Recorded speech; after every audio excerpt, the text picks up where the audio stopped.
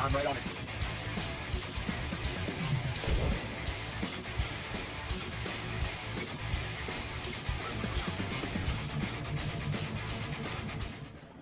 Let's go! Hope you liked that video. That's just a taste of Dark Reform MR. You guys heard the spiel already. I'm here to guide you through your MCT. So we'll get into the business, get into the intro, some would say. Starting out, I'm AK, your instructor today. I'm your Lieutenant Colonel, so I should be able to know the majority of what I'm talking about. Now, this video is long. I understand that. It's chaptered, so at any point you forget things, want to rewatch things, go back to that section and rewatch it. You can also watch this video at 1.25 to 1.5 speed. So you got a little bit of help there. Getting into the actual video portion, just know that all the information inside of the video is very important. So pay attention at the end of the video. Once you're done watching, you will take a Discord quiz. Inside the Discord, it's an MCT quiz. You need to make a 100% on it in order to pass and make it to the next step. The next step is attending your first event. At the end of that event, then, once you pass your Crucible at the end, you'll be an official Forum MR member. So again, you're almost there. You just got to make it through this video. Now, to start, realize that this is a video game Milsim, all right? We use tactics and strategies from the real-life Milsim, real-life BCT, and strategies from video games and combine them together. That's all we do. We're not trying to be the real thing, and this is not the real thing. So just know that. You're going to see different things from, if you've ever actually done the BCT or know about it, it's going to be completely different, all right? Just know that we just use tactics and strategies to make it fun, to make it a video game, and to make it somewhat realistic, okay? So that's a lot of preamble for this video. Just know that I'm here with you. We're going to get right into communications. We'll see you there. First off, we have break. Means all units on this net are to remain silent, just like comm silence, and that this is a priority message. Number 2, break signals a pause in mid-transmission when the transmitter needs a few more seconds to collect more information before completing the transmission. Number 3, come in, means you may begin speaking now. Number 4, how copy. Ask how you understood or copied the last transmission. Number 5, over. Simply means end of transmission. It's not always used, as some comms are generally understood when the transmission is completed. Number 6, stand by. Means to pause for the next transmission, to wait. Number 7, say again. Means please repeat your last message. Number 8, out. One has finished talking and one does not expect a reply. No further transmissions are expected. Number 9, copy, meaning one heard you and understood the transmission. Gamma 2, this is Gamma 1, come in. Gamma 1, this is Gamma 2, sound it? Gamma 2, we are moving hard on the objective, waiting on you to push. Copy that, my guys will be in soon. Give me 3 mics. Copy. Over. That is communications. We're going to be now moving into formations. All right, let's get right into basic combat formations. Now, these formations can be used for both infantry and vehicles with a little bit of adaptation. We'll start with the first, which is file, otherwise known as column. Now, this one, if you could just imagine a single file line as you would back in 2nd grade, it permits rapid controlled movement, favors fire and maneuver to flanks, vulnerable to fire from the front, and provides the least amount of fire to the front. That is the file. Next up, let's get right into wedge. If you imagine a V formation, kind of what you see that birds do in the sky, it permits good control, provides all security, formation is flexible, and fire is adequate in all directions. We normally use this when sweeping for mines or looking in a large area, wedge formation.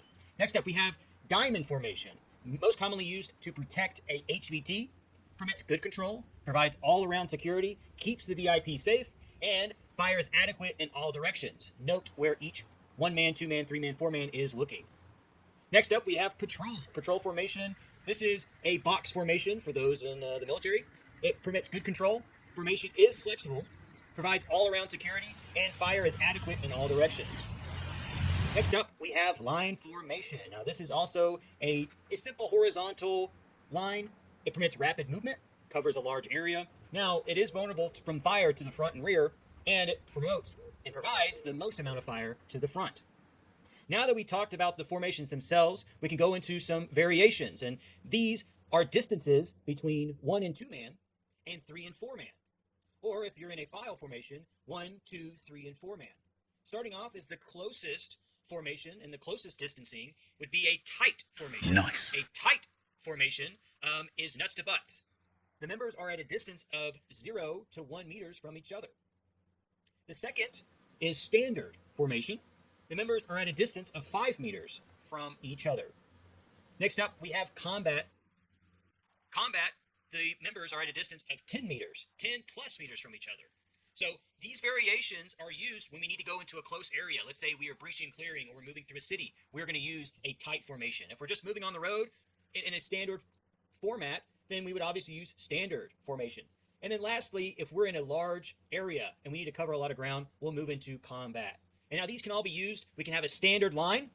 We can have a tight diamond.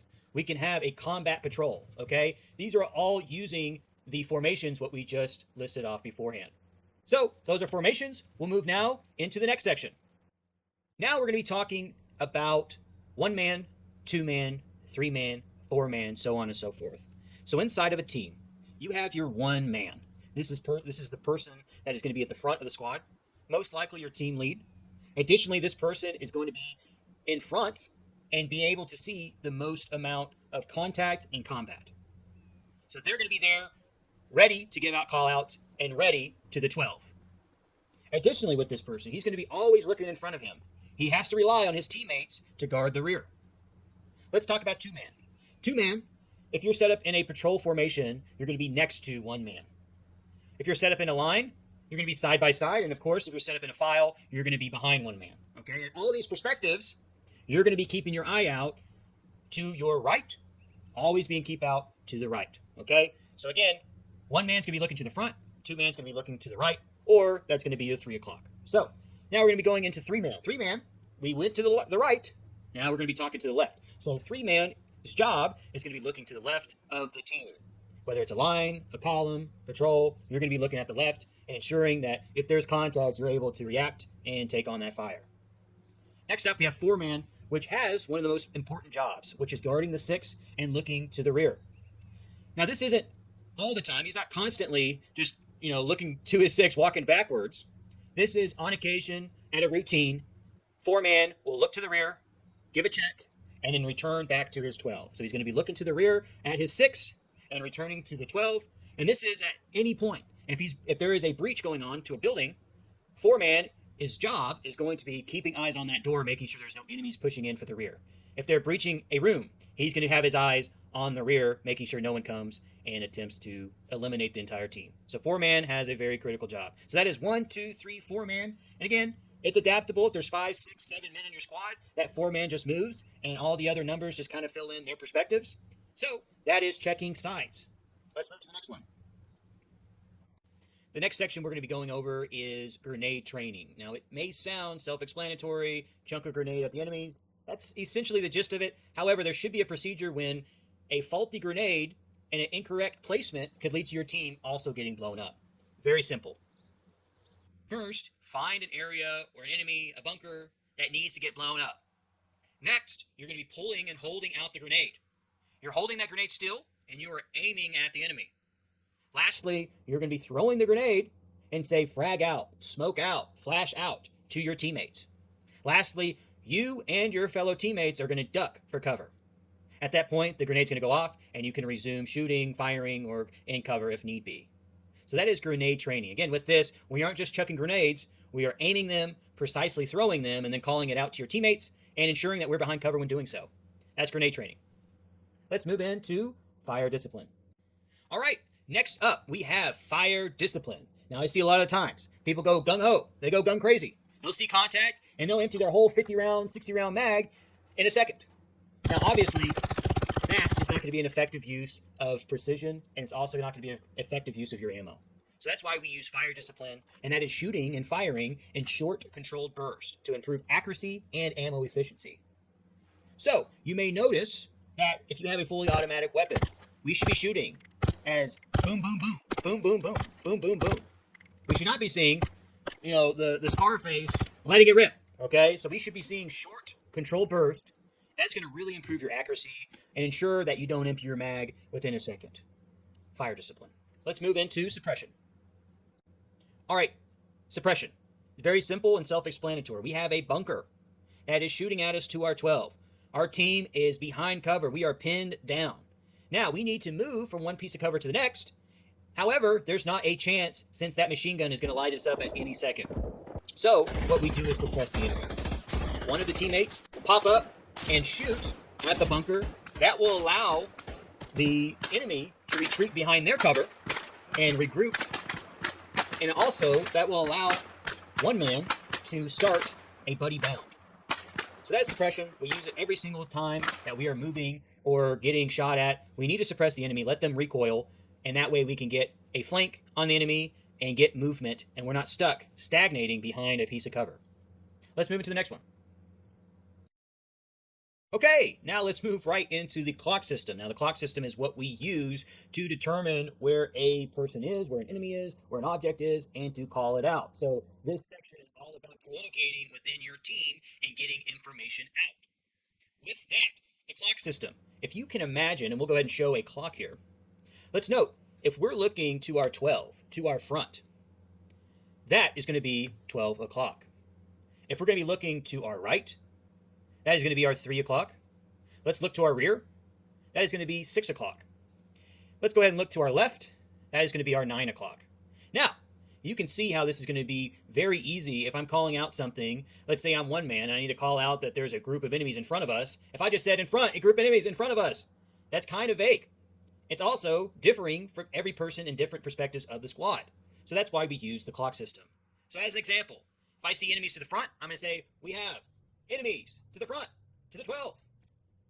If I see enemies to the rear, I'm going to say we have enemies, 6 o'clock. Now, that is the clock system. It's just imagining a clock on the ground and then calling out according to that clock. That's the clock system. Now, we're going to get right into CTA. CTA, cover, think, act.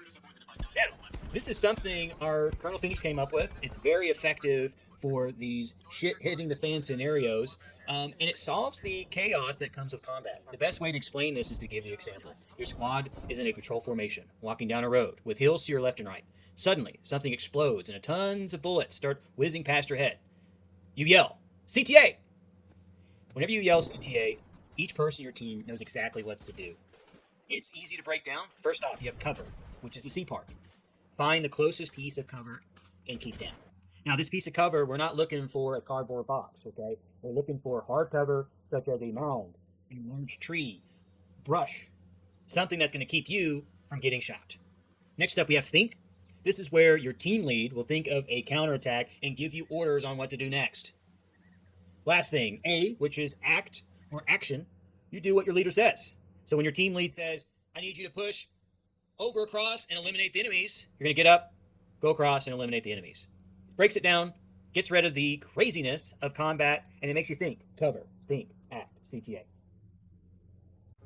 Now, for something that I think all members coming in have issues with and have a tough time learning would be SAL. SAL is how we react and communicate to our team when it comes to contact. SAL is short for size, action, location. This is used when you first take contact. For example, you and your men are walking down a dirt road and you start suddenly being shot at. The first thing you should do according to SAL is look for a source of the shooting and determine the size of the enemy. Okay, now we're looking for how many enemies there are and what type of soldier. We're not looking, when we say size, we're not talking like their weight. That would be rude, right? We're looking for how many enemies and what type of soldier. So an example of this would be 2 times enemy machine gunners. Next up, again, size, action, location, we have action. What your enemy is doing, whether it be firing or running or prone. Now, this can be as descriptive as it need to be. Again, you're going to be in the moment. A lot of the time it's going to be firing. A lot of the time it's going to be holding. A lot of the time it's going to be prone. So just know that action is what the enemy is doing. The last thing is location. Now, this is also the most critical part of this, and this is the location of the enemy according to the clock system. So it should sound, a full call out should sound something like 2 times enemy machine gunners firing at our 12. 1 time civilian moving to our 6. And if they are moving, let's say they're moving from your 6 to your 12, you call that out as well. So that is SAL. Size, action, location. Okay, we're going to be talking about RISS. Recon, isolation, securing a foothold and seizing the objective. We'll start with Recon. Recon is any intel you have going into your recon. Now, this stage is very critical to your success of the mission. So, a good proper recon would be a solid distance from the compound or the objective, taking your time and noticing there's a truck that drives by every 5 minutes. The driver gets out, he converses with the other patrolman, then he gets back in his truck and drives for another 5 minutes. You may also note that every 10 minutes there is a patrol group that walks across a certain path. All of this information is gathered by just taking a few moments and gathering your thoughts, calling out contacts, and gathering intel. That is recon. Next up, we have isolation. Isolation is isolating the enemy compound from the outside areas. So this is ensuring that mid-battle, you're not having an enemy patrol come in that was a minute outside the area. It's also ensuring that you're encompassing the full compound and you're not leaving any chance for an enemy to escape and maybe call in a QRF force. So that is why we fully isolate the area. A good depiction of isolating or isolation would be a Fortnite circle around an area. That is what we should be doing when we're pushing into an area and starting our RSS. So again, we're moving in. Maybe we can eliminate a target that's on the auxiliary on the outer edge of the compound without alerting contacts. Maybe there's also a truck that we take note that is on the outer side that we can eliminate that. Again, you're slowly encroaching in on the final compound and ensuring that nothing comes in and nothing goes out. Now we're going to be moving into securing a foothold. Securing a foothold, a foothold per se, is a final pushing off point to secure the area and seize the objective. So we are moving from isolating to getting that final distance on a breaching point. So in between that section, in between that middle ground there, is a potentiality for contact to arise. So at securing a foothold, we can expect contact. And that can be a potentiality if we're not in a no pilot. Which is on to our first point. Seizing the objective is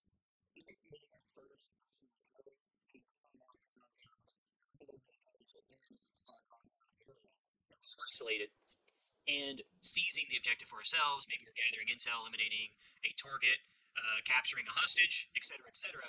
That is the final seizing of the objective. Now we went over RSS, securing a foothold, and seizing the objective. Let's go into the fun part, which is breaching and clearing. Breaching and clearing. This is where shit hits the fan.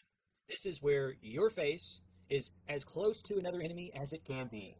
There's going to be enemies in corners. There's going to be enemies in windows. There's going to be enemies pushing in and out of doorways, coming in and out of the building, coming down and up the stairs. So you have to take all of this into consideration whenever you start a breach on a building. So let's talk about mounting up on the building. First up, you're always listening to your TL. Your team lead, your one man, in most cases, is going to be positioned next to the door. The 2-man is going to be on the other side of the door, with 3-man covering the side, and 4-man always guarding the rear. Now, once they are set on the building, again, we're looking for a set, which in each one of those numbers are in place and ready to breach. 1 man will ask his team. He'll say, "Team, ready for breach?" And the only thing we should be hearing afterward is 2 ready, 3 ready, 4 ready. Once TL, once 1 man, once he hears that, he then is going to say, "Squad, breach." That's all he has to say. You don't have to hear another confirmation. He doesn't have to hear anything after that. The TL is then going to initiate a breach. Now, whenever he initiates that breach, it is going to be up to 2 man is going to open the door. Then it gives time for 1 man to throw in a flashbang if needed. It can also be vice versa, where 1 man opens the door, 2 man throws in the flashbang, or a smoke grenade, or grenade. Whatever the scenario is, that is going to be the time for those grenades to get out. And then 1 man is going to enter, 2 man's going to follow. 1 man we're always looking left to right. So 1 man's going to be scanning left to right. Now 2 man, he's going to be scanning right to left as he enters. Once they enter the building, they're going to find a mounting point to mount in on a doorway. Once they enter and mount up on a doorway, 3-man is going to be continuing in right behind 2-man and await 4-man to be ready. 4-man's going to be continuing back. Again, he is always looking to the rear. So as he's continuing in, he knows that his team is already cleared out. He's looking in front of him. He's going to be looking to the rear, looking to the front, to the rear, and he's going to be mounting up on the door with 3-man. Now, during that time, as 4-man's getting ready, as 3-man's ready, 1 and 2-man, they can continue. They can act as their own team, as their 2 pairing. They can be going ahead and breaching the first room. Then, once 4-man and 3-man are set on that doorway, they can breach that next room. We also don't want a person clearing a room by themselves. At any point, we need to have 2 people to clear a room and a team to clear a building. So once they're done, once we have 1 and 2-man, 3 and 4-man, they're going to continue throughout the whole building and the whole floor. Once a pair clears out a room, we're going to say living room clear. Once the bedroom is clear, then maybe 3 and 4-man is going to say bedroom clear. They're going to continue throughout that until the floor is clear. At that point, TL is going to say floor clear, first floor clear. So that is breaching and clearing. And the final part, as we're talking about, which is seizing the objective, our RISS, that is breaching and clearing. And that ends the MCT video. So next steps, we're going to be taking the Darkroom Formamar MCT quiz. Now, what this is going to do, it's going to test your knowledge. You have to make 100% on this in order to get your role, in order to become a Formamar member. Okay, so once you take the quiz and pass it, then you're going to fill out the Formamar post-quiz form. Then all you have to do is join our private server and attend your first event. There at your first event, you'll become an official private of Formamar. It's that easy. So we'll see you on those next steps. Fill out the quiz, fill out the form, and see us at the event. Now, before you go, just realize that we have 2 different factions. We have Russians and we have US. Blue 4, which is the US, Russian is Op 4. Each one of those, they have the different name, they have the different faction, but they play the same. Whether you choose Op 4, whether you choose Blue 4, just know that we use the same strategies, the same tactics, all of that is applied from both factions. So you will have an even playing field for whatever faction you do decide. So that's it. That rounds out the video. Thank you guys so much, and we'll see you in the game. I'm right on this.